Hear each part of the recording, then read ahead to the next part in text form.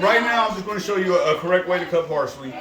I use parsley in today's vinaigrette. I made a sweet parsley vinaigrette with parsley, shallot, garlic, ginger, fresh ginger root, a little splash of lemon, honey, fresh raw honey, and olive oil, fresh red wine, actually a Cabernet Sauvignon, and I used olive oil. And I made a beautiful vinaigrette. Beautiful vinaigrette, okay? And it's my own vinaigrette. You won't find it anywhere on planet Earth. And so that's that. So I'm going to use parsley for my risotto and for my lobster toppings as a garnishment. So the correct way to cut this, you want to grab it by the stalk, you want to give it a twist, and you want to bend it down, and then just cut it right there where it's at.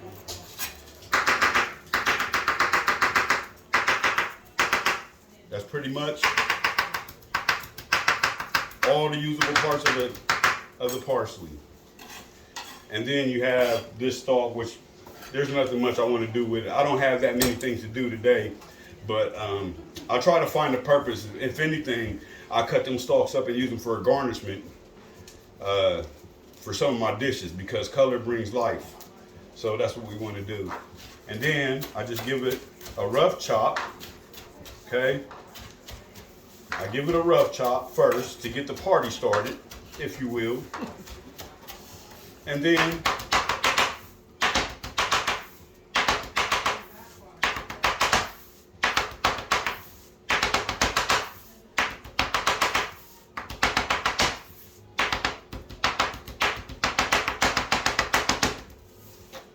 it looks like I'm showing off, but this is a real method. That's exactly how I cut mine. Oh, girl, I was about to say, girl, you've been watching my reels. Good job. But you'll see, and you can see it now, I'm going to work.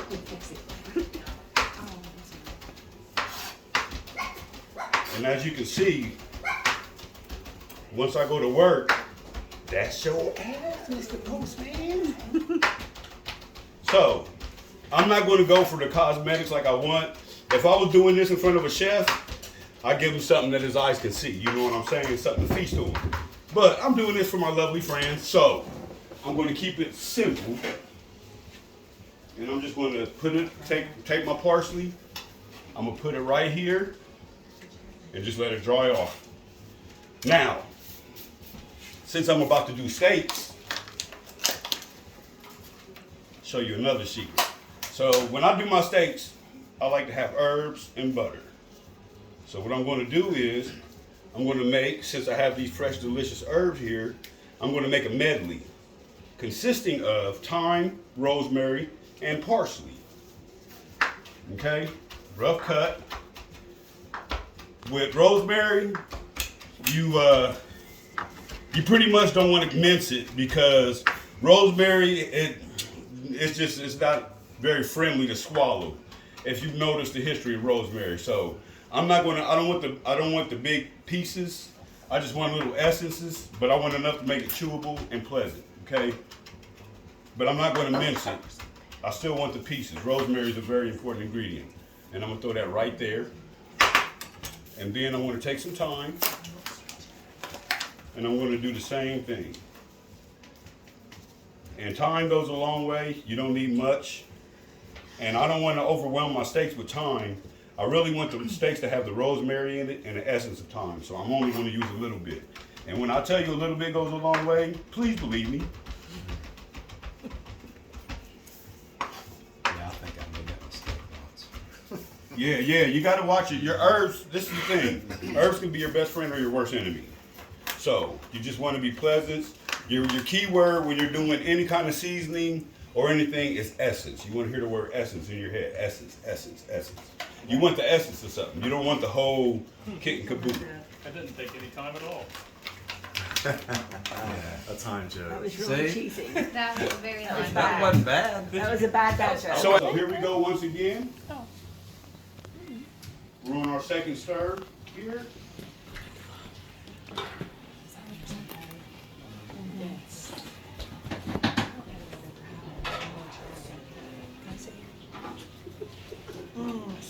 or something smells good. It all smells good. Yes. All right.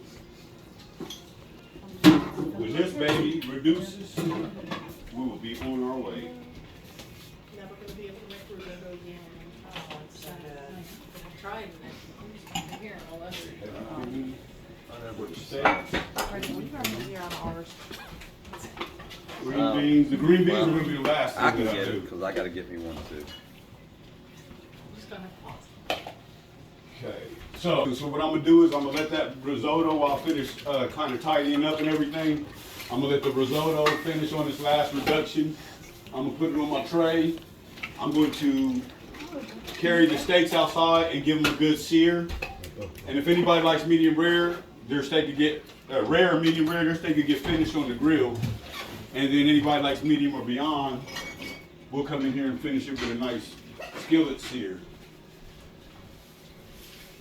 So that's what we're going to, my green peppers and onions, since I have time.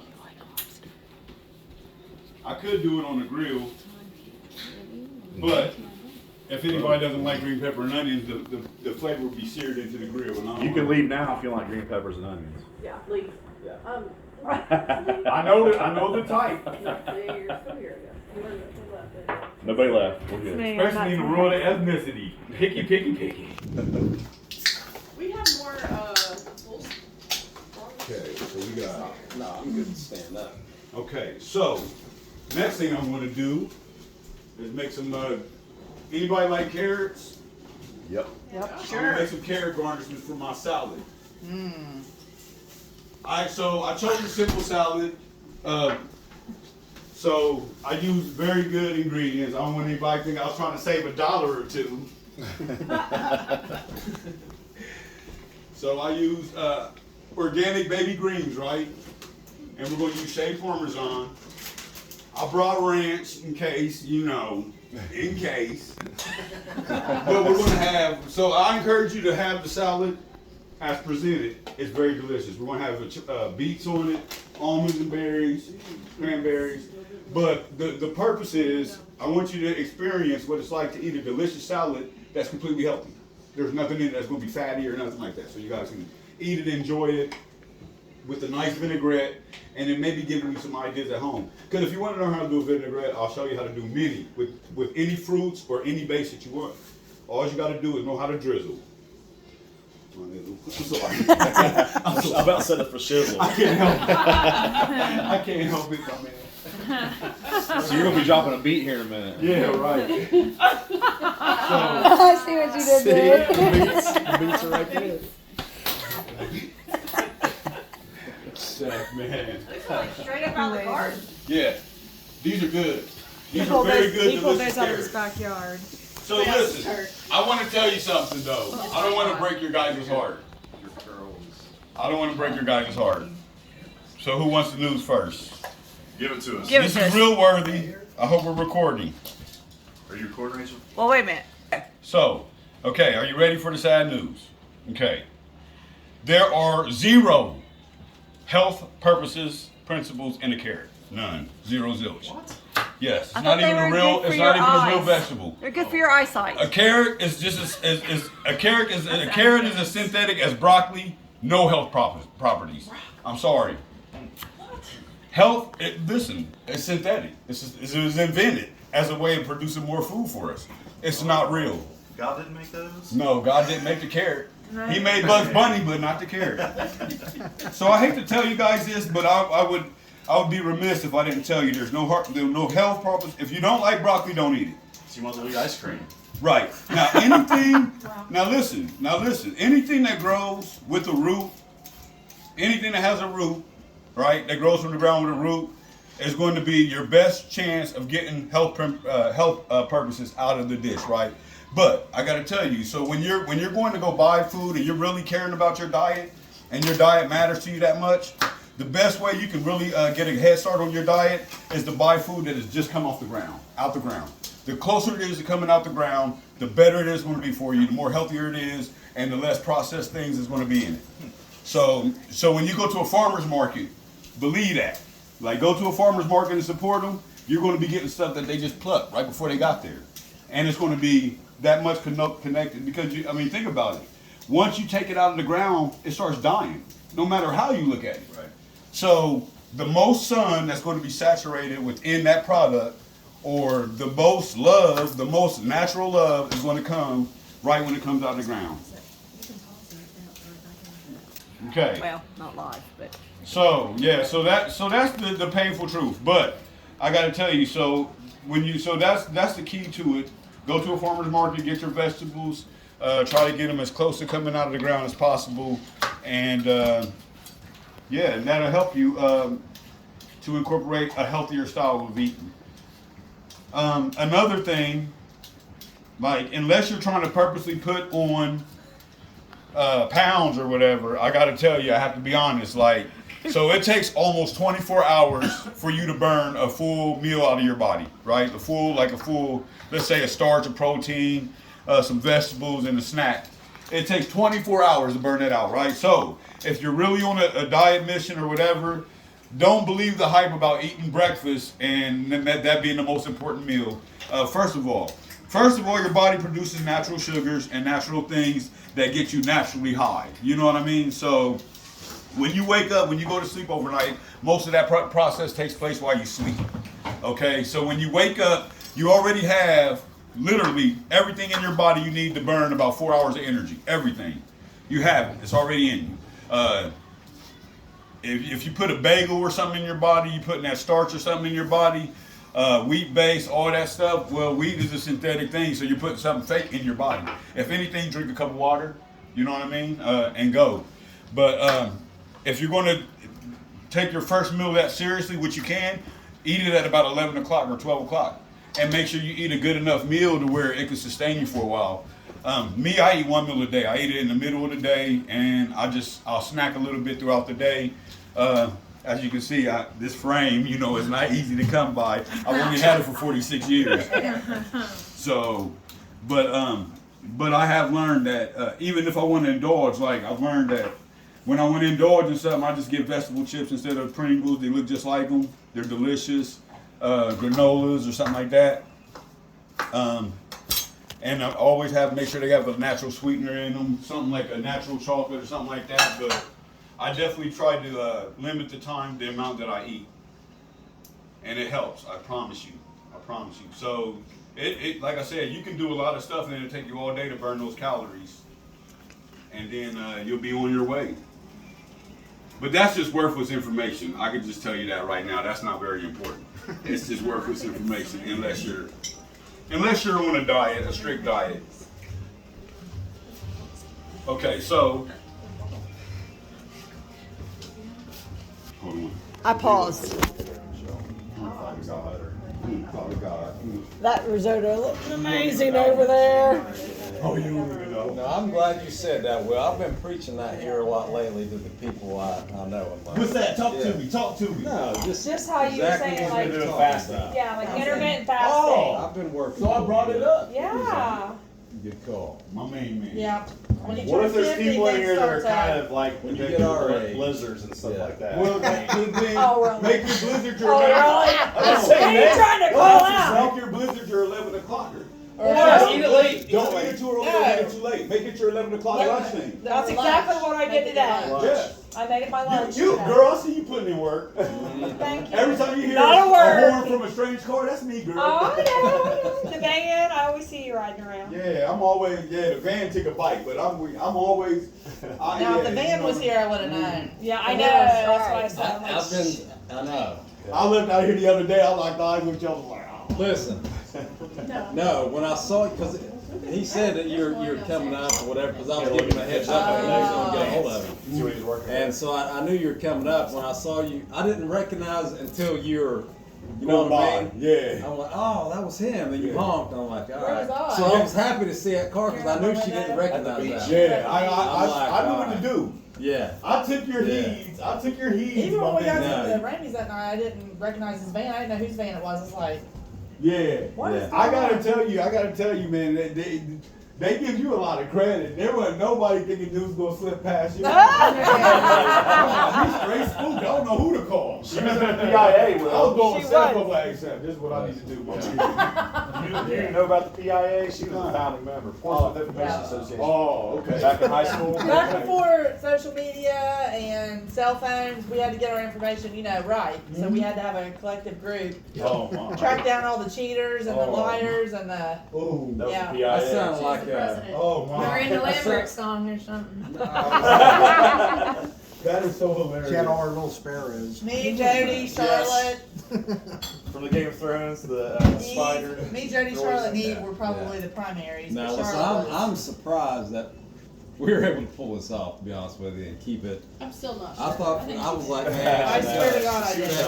No, she looked totally She surprised. thought we were going to I definitely didn't know he was here, but then I was like, okay, they decorated and we're still going somewhere. I didn't know. I thought we were going to Caproni's. I was like, she's gonna walk in and think this year says. Maize but nuts it's and totally ice wrong. cream. They're good. It's Oh, I Caproni's recommend that. fancy. That's one Well, of our we've done the favorites. packing George a, Clooney. Oh. Yeah. cooler. Well, and we I was went like, there we're last definitely Oh, my doing God, something. I love I this was like, pen. oh, Where you at, girl?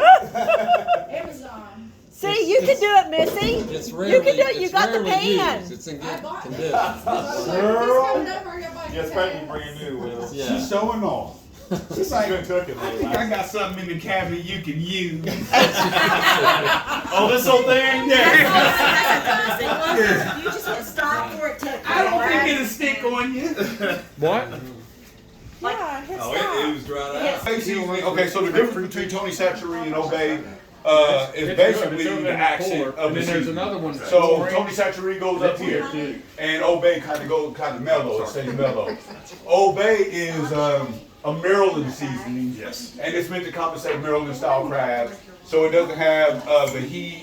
It doesn't have the original blends that you find in New Orleans and down south with onion powder, garlic powder, paprika, and then everything added to that. So basically, it's made to accent, because in Maryland they steam their crabs. Gotcha. They don't boil their crabs. They steam their crabs. So it's meant to act. The Obey is like an accenting thing to that non-saturated, non-watery log food.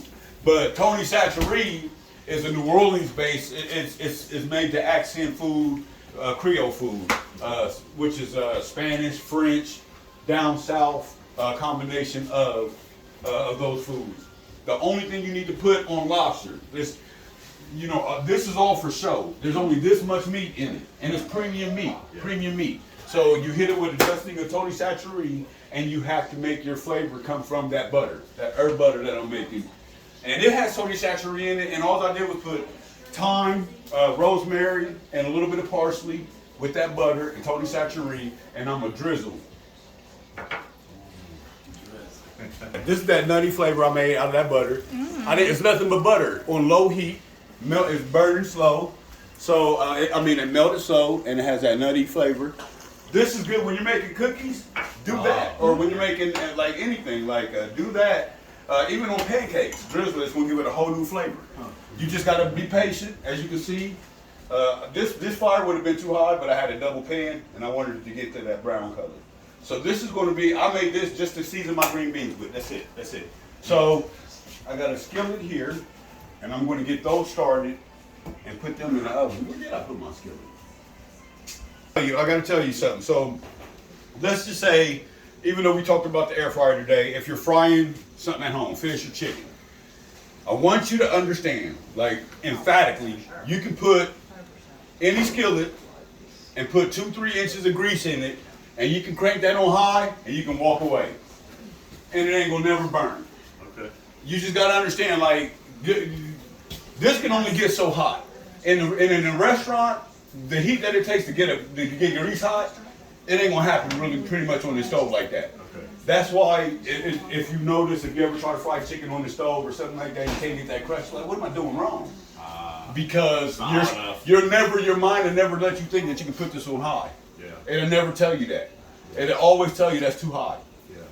So if it's once again, it's about patience. So you put it on, you basically sit it and forget it. You have to trust the fact that That can sit on the stove for 15 minutes and accumulate all that heat on high. And then after 15 minutes, take a little piece of water and put it in the middle of your hand like this. A little piece of water like that. That's not a little piece of water. But just take it and flick it in there, and then once you hear it sizzle, ready. Oh, shizzle. Yeah. My main man. Okay. So these are gonna, oh shit, sorry about that. I tried to stop before I went, sorry. This.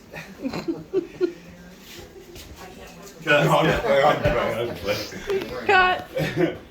Okay. Is the camera off? No. But if you need it off, you can go off. So let's ask you a question with the camera. Let me go, lady. We on full throttle now. You know what I'm talking about? Okay.